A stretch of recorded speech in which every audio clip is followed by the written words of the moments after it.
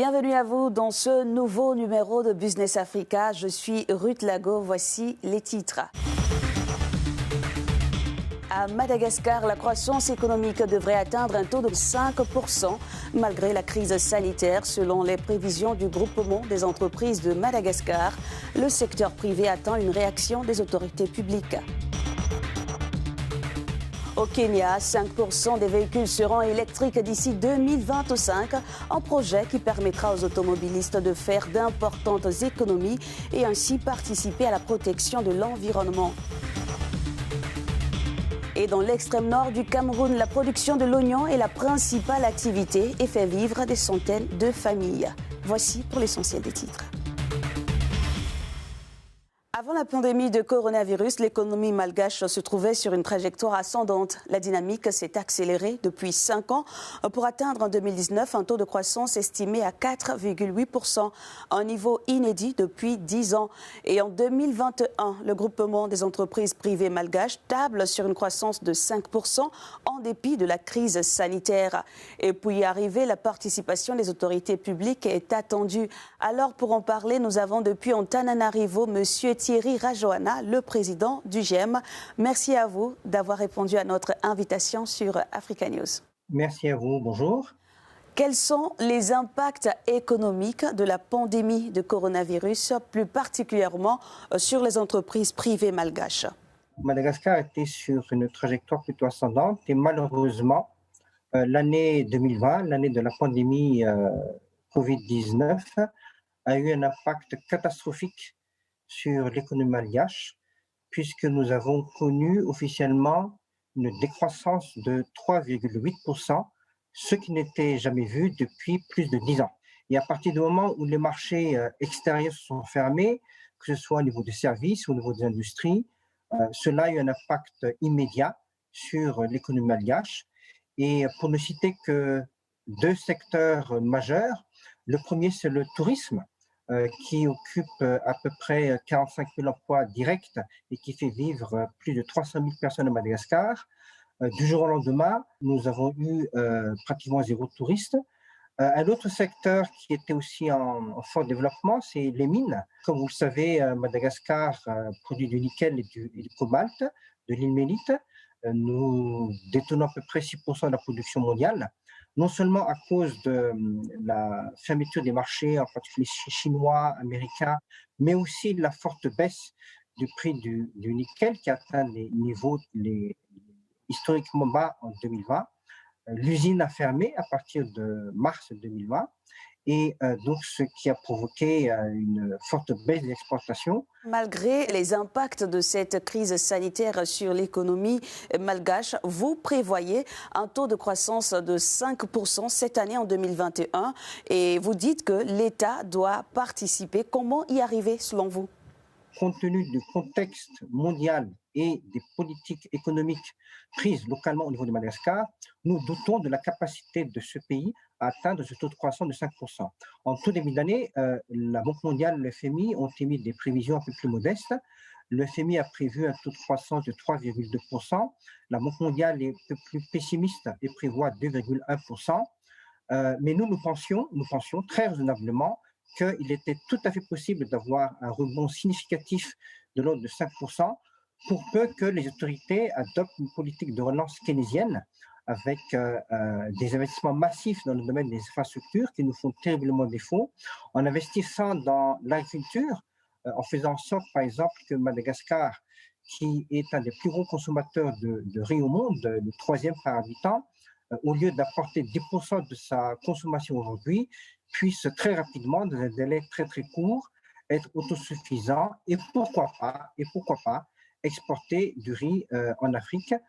Nous avons cette capacité à rebondir assez vite, non seulement en investissant dans les infrastructures, par le moyen d'endettement, parce que là aussi je tiens à signaler que malgré tout le buzz que l'on dit aujourd'hui que beaucoup de pays africains sont surendettés, ce n'est pas le cas de Madagascar. Le taux d'endettement de Madagascar est un des plus faibles en Afrique.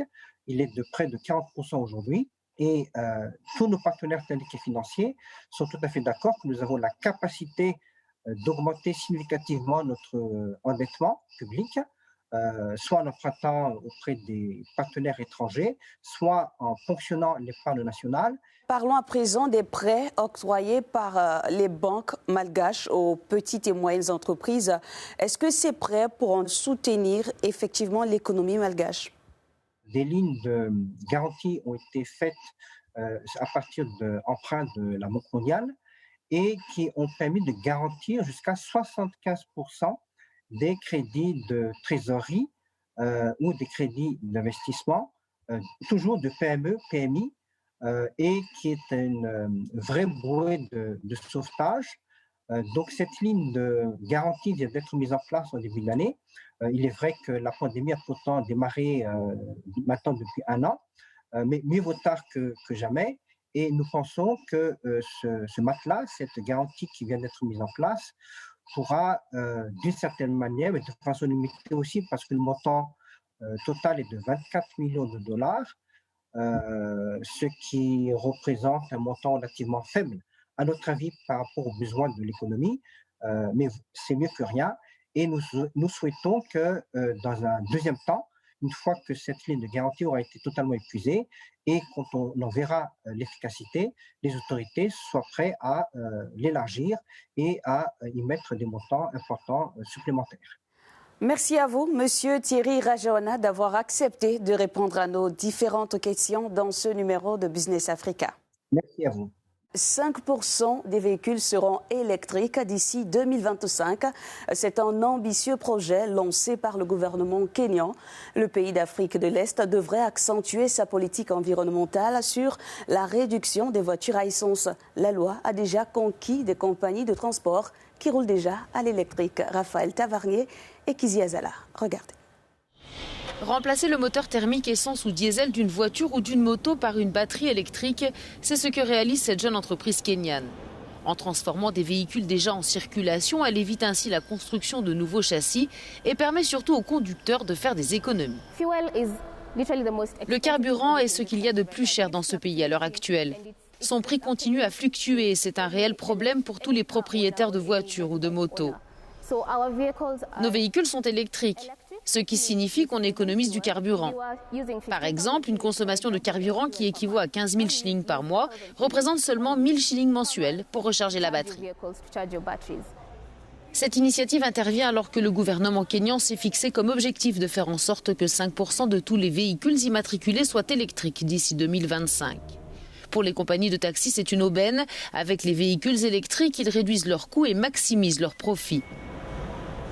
Depuis qu'elle a opté pour un véhicule de ce type, Winnie, par exemple, voit réellement la différence, d'autant qu'elle est chauffeur de taxi et propose ses services dans toute la ville de Nairobi.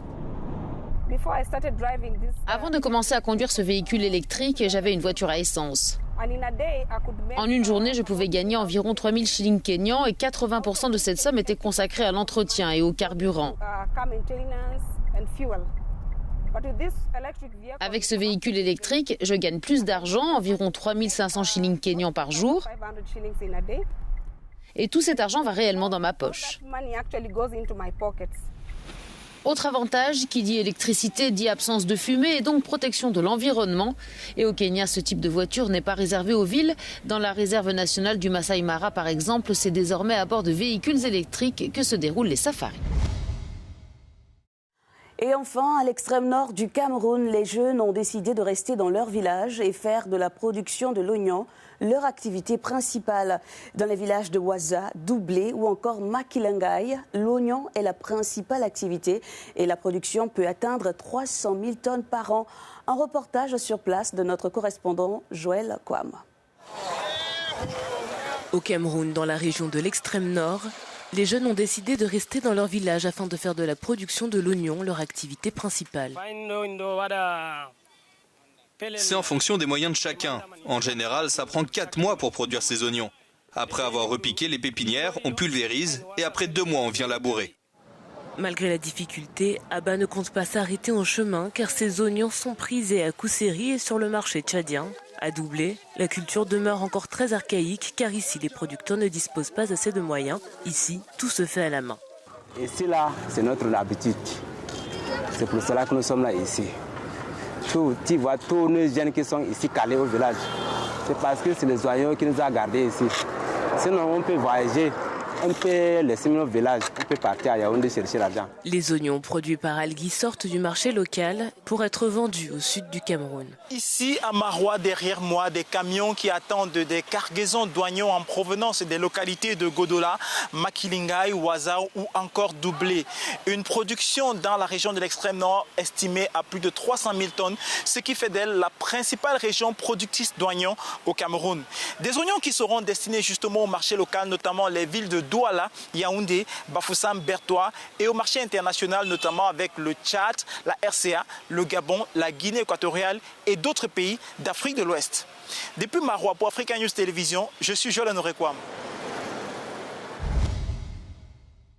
Merci de votre fidélité à ce numéro de Business Africa. Restez sur nos antennes. L'actualité continue pour vous en français et en anglais. Téléchargez notre application en français et en anglais. Je suis Ruth Lago. On se dit à très vite.